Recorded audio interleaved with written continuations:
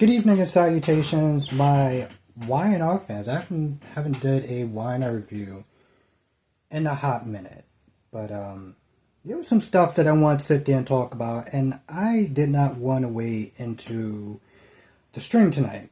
So it was like, let's talk about it now. I wanna talk about how Claire has finally seen the light with Victor.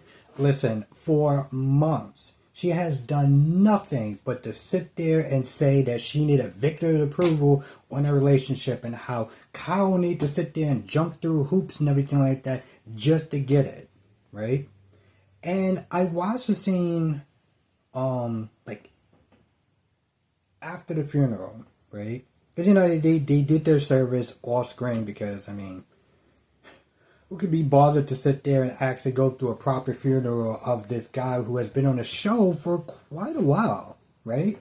Like, the dude not even get a good exit. Like, yeah, I didn't really care much for him, but I know there might have been some people that cared about his character. He's been on there for a while, and they just practically said, okay, let's go to the funeral. 2 seconds later, oh man, that funeral was rough. But a lot of people said some really good stuff that you're never going to hear about. That's how much they cared about this character. But they get back. Victor says some effed upness.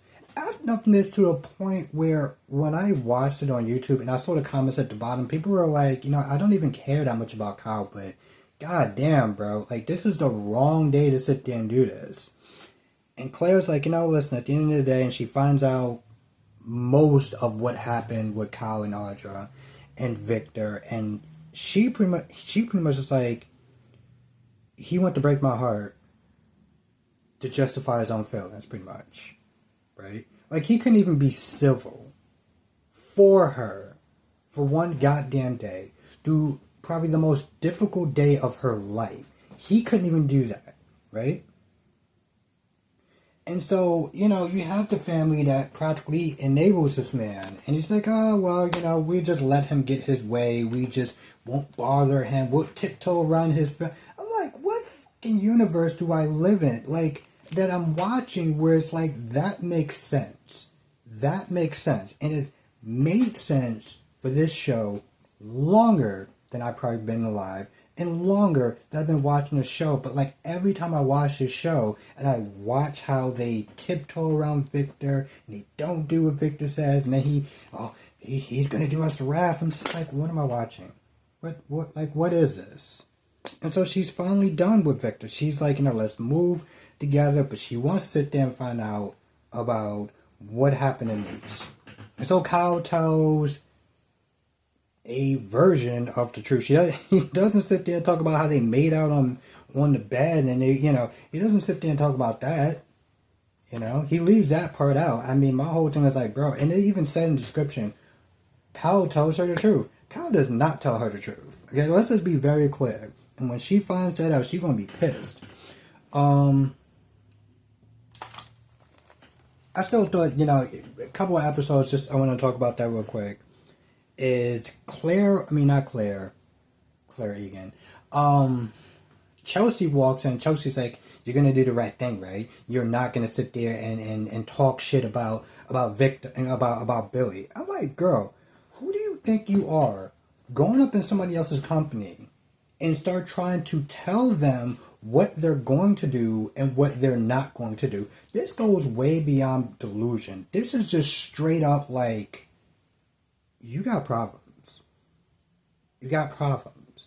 And you know what? It makes sense. Here's the thing. Chelsea should have just kept her job. Even if the actress was leaving the show and they didn't want to sit there and bother to recast, she should have never left Marchetti to sit there and join Newman Media. Like, she worked with Victor before. Victor does not change. I don't understand what universe she thought she was going to come to that company and be like, oh, we're going to sit there and do this the honest way, the right way. We're not going to chew Billy out. You're going to sit there and define your father and not understand how Victor works. I just want to talk about that. Nikki, for some odd reason, is like, you should team up with Victor to Jack. You should team up with Victor to take down Kane. And Jackie pretty much is like, you done lost your goddamn mind. After what he's been doing for years, the way he has coming up to my son recently, girl, you crazy. That's pretty much he says. You are crazy. And you know what? In a sense, he's right. But while they're doing that, Audra gets there. And, you know, Nikki's like, oh, you know, I just wish she would just leave town. There's nothing here for her. And, you know, Audra's like, I'm not going nowhere. And part of me is like, you know, good for Audra. Good for Audra in a sense because, Nikki, you're not queen of Genoa City. You do not sit there get to tell who leaves and who stays. You don't run shit. Let's just be very clear, right? But she does sit there and say, you know, you don't really have much going on in this town. And she doesn't. She has one person that's her friend for now, and she has a boyfriend for now. But she's going to ruin, you know, that relationship is going to be done. Yeah, she has a friend with Sally, but she ain't got no job prospects. See, the thing is, yesterday's episode, you saw pretty much Victor giving Audra her walking papers, being like, yeah, you failed, and this isn't working out, and I'm done. So you're fired. And I don't care about your cockamamie company. He never cared about a cockamamie company. Let me put it this way. I think that even if she would succeed, he would have found another reason to let that company go. But like you said, he was like, you know, you're done. And, you know, today's episode, he was like, I told you you're fired. Why are you still here for it? Now, Audra's like, I'm not going anywhere. Are you sure about that? And, you know, she tries to plead her case. Listen, I planted the seed of doubt. You just got to give it time. You're going to get what you want. You're going to get what you want in your investment and everything like that. You just have to give me some time. And here, now she's like, well, here's a lot better than Genoa City. Remember before she was like, no, you got to sit there and get him to come with me on the trip. This way I can isolate him. Now she's all like, oh, well, being here is a lot better. Girl, stop. Because I'm pretty sure he remembers that conversation. And, you know, Victor is just, you know, he's just being entertained. He's like, okay, you know, listen, I admire your ability to sit there and try to spin stuff. I really do. But, like, you're done. You failed. You did not actually succeed. So, I don't need you. And she's like, but my ass, get the F up out this man's house. You're done. And she has this look on her face like she's surprised. And you know the thing about Audra's like, oh, I'm gonna sit there and win him over yet. I'm like, girl, nobody should feel bad for Audra. Nobody should feel bad for her. Okay? Everybody from Nate to Sally has sat there and warned her about how Victor is gonna chew her up, spit her out, get exactly what he wants, and dump her ass. And that's exactly what wound up happening. And once again, she decides to work for a man who knowingly has a reputation for screwing people over, and more importantly, screwing her over. This is not the first time that she's been screwed over by him, right? So I'm like, girl, what are you doing? Why are you still there for? You should be on an unemployment line. Like, that's what you should be doing. She lost her job. She's going to lose her relationship. I feel like at this point, she might have had a point. She might have had a reason for staying when she first came in, right? She was a vixen, right? But now she's a vixen with no purpose. And I just feel like, is she even necessary on the show? Like, Jack came at her and Jack was like, listen, I don't feel bad for you. You know, you decide to work with the mustache. You clearly have no self-respect. And he doesn't like the fact that she came at his son. And you know her defense is, I grew up poor. You do bad things. When I do bad things, it's a crime. And, you know, like she tries to play this victim act of, you know, you rich and powerful people with your suits and everything. You're just as dirty as I am. And I'm like, that does not make you look better. It really doesn't. And the whole, oh, I came from nothing.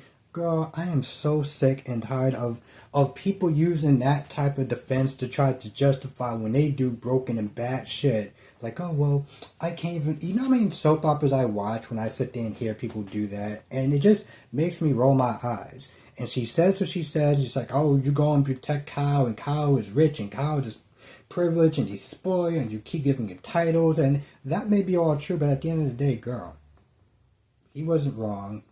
Hell, even in some instances, Nikki wasn't wrong. I mean, and then we're going to get to Billy and Kane and Phyllis and Joe. Because this whole conversation with Joe and Billy, it's so goddamn stupid. Let me tell you something. I would have had more respect for Billy if the minute that he heard that Kane was coming after his family company, he would have been like, I'm out. I'm not doing that. That's a line I'm not going to cross. I may see things differently from my brother, but I'm not going to do that. That's what I'm not going to do. And I would have respected him. But what did he do?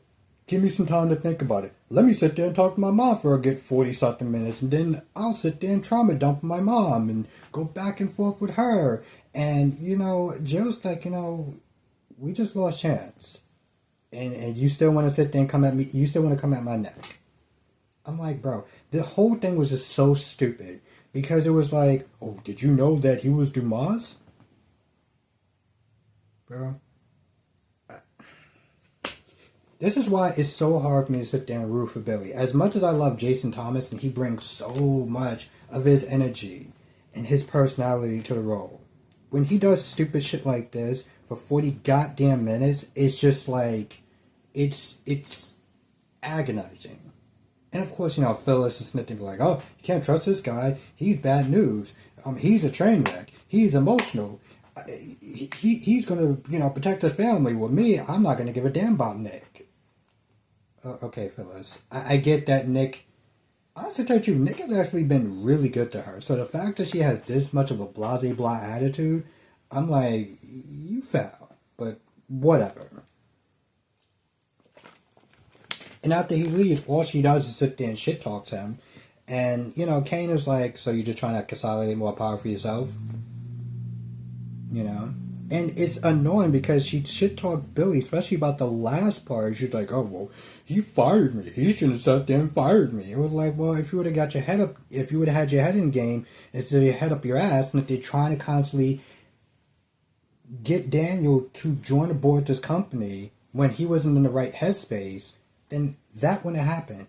That's on your dumb ass. She's another woman that peacocks, and it's just really irritating. Her and Audra has this thing that they need to prove to everyone. I need to prove that I'm successful. I need to prove that I need to doubt the haters, and I need to sit there and show everyone what I can do. And it's just like, it's so pathetic. It is so goddamn pathetic. And it's also irritating to sit there and listen to.